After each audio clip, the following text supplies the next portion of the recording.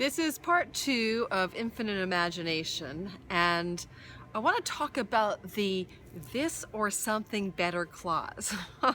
You know, I started using that as a manifestation clause probably in like 1996, like an early adopter of the this or something better clause. And I know the spirit of that clause when I was writing my lists of what I desired was the idea that maybe I didn't know what was best for me, so that I would surrender or relinquish my desire to the universal wisdom or infinite intelligence or my quantum self. But you know, that clause doesn't really work.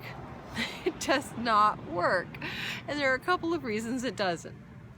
One, the entity or the identity that puts this little safety clause in called this or something better, like I wish for a tall, dark, and handsome man of my dreams who's wealthy and loves to read, this or something better, is that we don't, that identity who wants this thing and is going to manifest it doesn't really want the something better or the something other.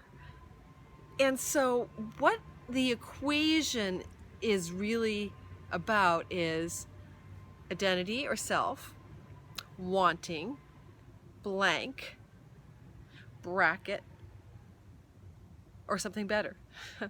Except the something better piece never really works.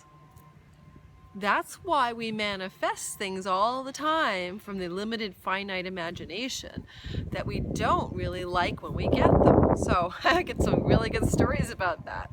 Let me tell you one. Well, there's so many I don't know where to begin, actually, because how many times have I manifested something or you know, imagined, visualized, and desired, vision boarded, and you know, affirmed, got it, and been disappointed. So I guess one of the best examples is a boyfriend.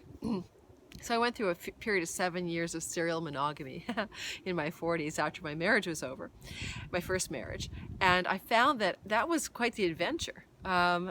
Fixing something there, my camera.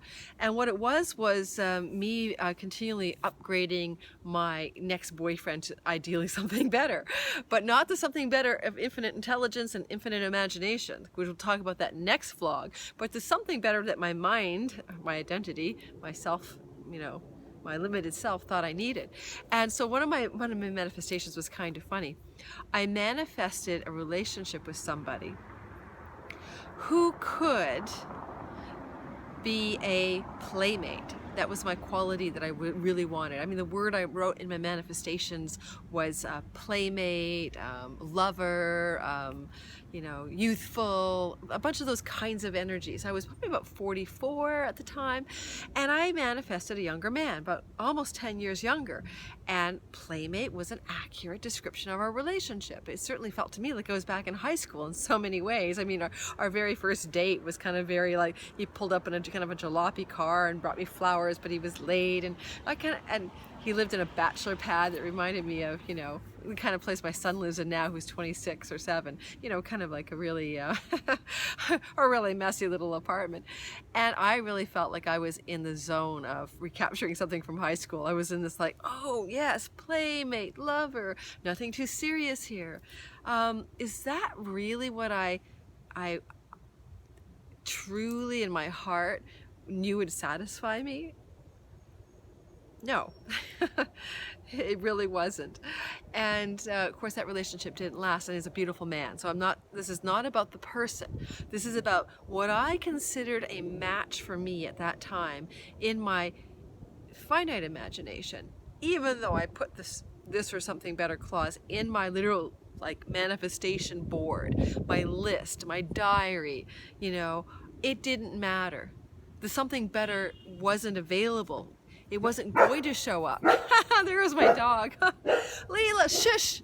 Because somebody at the front door, I think. And so we're going to go next week into the vlog, part 3, to talk about if this or something better clause doesn't actually open you up to your infinite intelligent wisdom and the divine flow. If it doesn't actually allow your infinite imagination to have center stage, what does?